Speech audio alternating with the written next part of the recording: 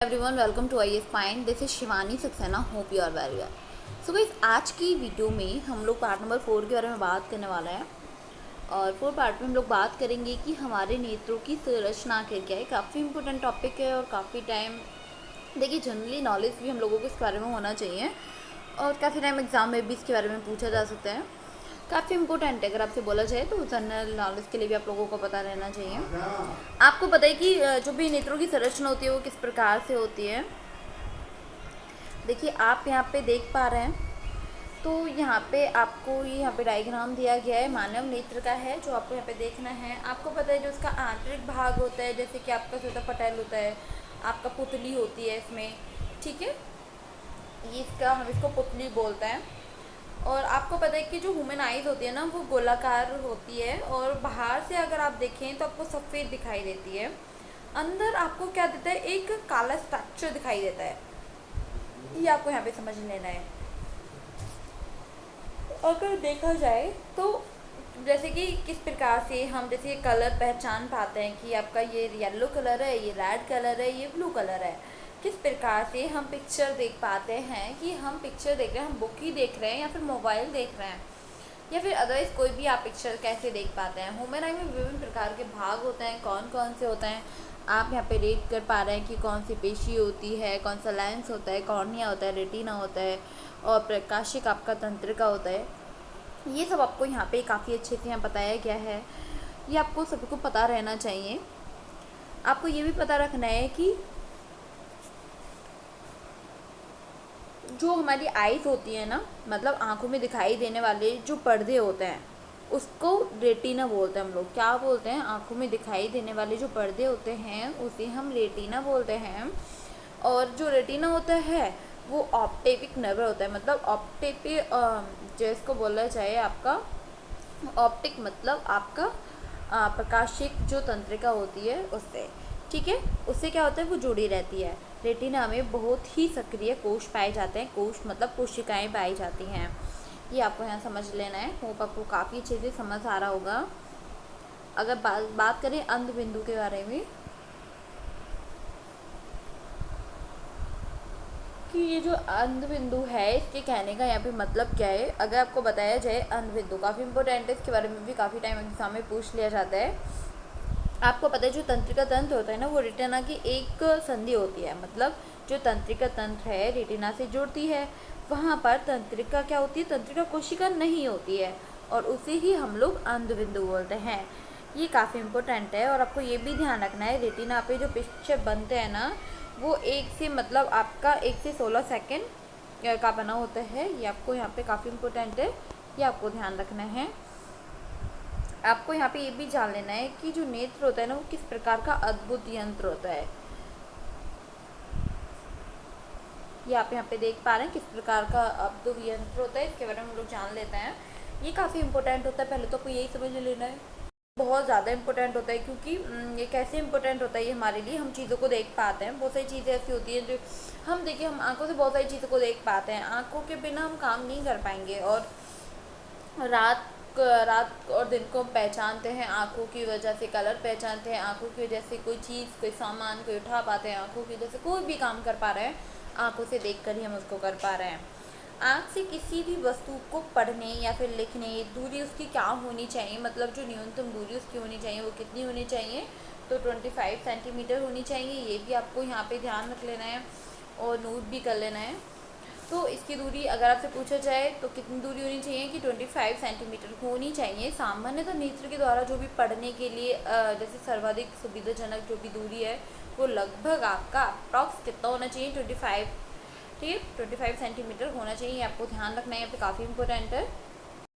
अगर आपकी आँख में कोई भी प्रॉब्लम है तो आपको आँखों को रब नहीं करना है, ये आपको ध्यान रखना है।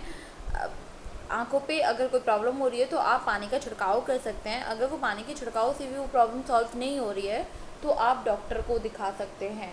ओके, आप अपने पेरेंट्स के साथ डॉक्टर के यहाँ जाइए, डॉक्टर से संपर्क करिए, आई टेस्ट कराइए। हो सकता है आपके नंबर वगैरह डाउन हो गया हो, फिर वो आपको चश्मे की भी सलाह दे सकते हैं। ये आपको ध्यान रखना है, कुछ ना कुछ सजेशन डॉक्टर आपको देंगे। कभी कभी ऐसा भी होता है कि अचानक से क्या होता है, जो जैसे कि वृद्धावस्था है, और वृद्धावस्था में क्या होता है, जो नेत्र दृष्टि है ना वो धुंधली पड़ जाती है।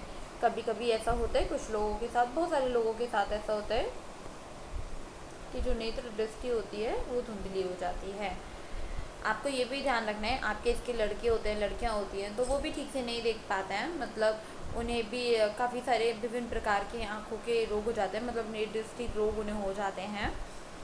अब आपको ये भी यहाँ पे उनका जैसे कि कभी कभी लेंस भी ठीक से काम नहीं कर रहा होता है, किसी को दूर का दिखाई देना बंद हो जाता है, मतलब ब्लर ब्लर दिखाई देता है, दिखाई तो देता है लेकिन ब्लर दिखाई देता है, किसी को पास का ब्लर दिखाई देने लगता है, और किसी को तो क्लियर बिल्कुल दिखता है ही नहीं, मतलब किसी को दिखता ही नहीं है, किसी को ब्लर दिखाई देता है, किसी की भी कुछ प्रॉब्लम, किसी की भी कुछ प्रॉब्लम, ये प्रॉब्लम होती ही रहती हैं।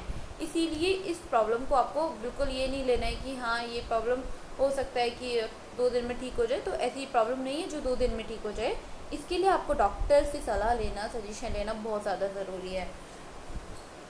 आँखों की देखभाल हम कैसे करें, अगर आपको इसके बारे में बताया जाए तो आप सभी लोगों को काफ़ी अच्छे से पता होगा कि आँखों की देखभाल हम लोगों को कैसे करनी होती है। कि अगर आपने डॉक्टर की सलाह से कोई भी चश्मा लिया है, ठीक है, आपने डॉक्टर से परामर्श किया, और परामर्श करने के बाद में उन्होंने बोला कि आपकी आईसाइट वीक हो चुकी हैं, आप ठीक से खाना नहीं खा रहे हैं, या फिर आप ज़्यादा मोबाइल यूज़ कर रहे हैं, तो आपकी आँखों का नंबर डाउन हो चुका है, इसीलिए मतलब जो आपका नंबर है आइस का वो बढ़ चुका है, और आपको क्या करना है, आपको चश्मा लगाना है, और उस चश्मे का आपको रेगुलर यूज़ करना है। देखभाल का मतलब आपको ये नहीं है कि केयरलेस बनना है, कि चश्मे को 1 घंटे लगाया, सिर्फ आप मूवी देख रहे हैं तो अपने चश्मे का यूज़ कर लिया, आप 1 घंटे के लिए पढ़े तो अपने चश्मे का यूज़ कर लिया, ऐसा नहीं करना है, आपको रेगुलर चश्मे को लगाना है, जिससे कि आपका जो आइस नंबर है वो बहुत जल्दी डाउन होता चला जाएगा। नेत्र के लिए बहुत ज़्यादा आपका जो अधिक लाइट है वो भी आपको लिए हानिकारक होती है, अगर लाइट काफ़ी कम है तो वो भी आपके लिए हानिकारक होती है, दोनों तरीक़ों से लाइट आपके लिए काफ़ी हानिकारक होती है, ठीक है। और आपके नेत्र का खिंचाव तथा सर दर्द इसमें होता रहता है, बहुत सारे लोगों की शिकायत रहती है कि सर दर्द हो रहा है, या फिर मेरे से पढ़ा नहीं जा रहा है, पता नहीं मेरे को बहुत ज़्यादा हेडेक हो रहा है, होती है ना शिकायत, तो ये सिर्फ आपके आइज़ की वजह से होती है। और कभी कभी आप ज़्यादा टेंशन लेते हैं तो तब भी आपके सर दर्द होता है। सूर्य या फिर किसी भी शक्तिशाली लैंप का अत्यधिक तीव्र प्रकाश अथवा लेज़र टॉर्च का प्रकाश रेटिना को क्षति पहुंचा सकता है। रेटिना को मैंने आपको बताया कि रेटिना क्या होता है, तो इसीलिए आपको आइज़ का बहुत ध्यान रखना होता है। कोई भी छोटी से छोटी प्रॉब्लम भी अगर आपको लग रही है तो आप तुरंत डॉक्टर के पास जाएं, वो आपको सजेशन देंगे कि आपको क्या प्रॉब्लम है, लेकिन आप घर पे ये सोच के ना बैठें कि आपके सर दर्द किसी और वजह से हो रहा है तो आपका ठीक हो जाएगा। आई साइड वीक होती है ना तो हमारे सर दर्द काफ़ी होता है, हमसे पढ़ा नहीं जाता है, हमें बहुत ज़्यादा भारी भारी सा फील होता है, सर बहुत ज़्यादा दर्द होने लगता है, इसीलिए आपको ऐसा कुछ नहीं करना है। आपको कोई प्रॉब्लम हो रही है तो आप उसे तुरंत डॉक्टर के पास जाइए और उनके परामर्श से चश्मे का यूज़ करिए रेगुलर।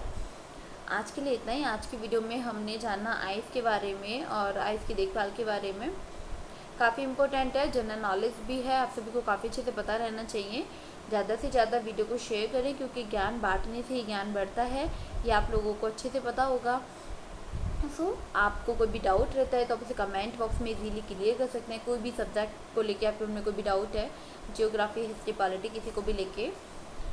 आज के लिए इतना ही। एंड आप सभी लोग अपनी हेल्थ का, अपनी फैमिली के हेल्थ का काफ़ी अच्छे से ध्यान रखिए। वीडियो अगर आपको पसंद आती ना, आप इसे लाइक, कमेंट एंड सब्सक्राइब ज़रूर कर दीजिएगा। ओके, आज के लिए इतना ही। नेक्स्ट वीडियो में नेक्स्ट टॉपिक लेके आऊँगी। Thank you so much. Bye bye, take care.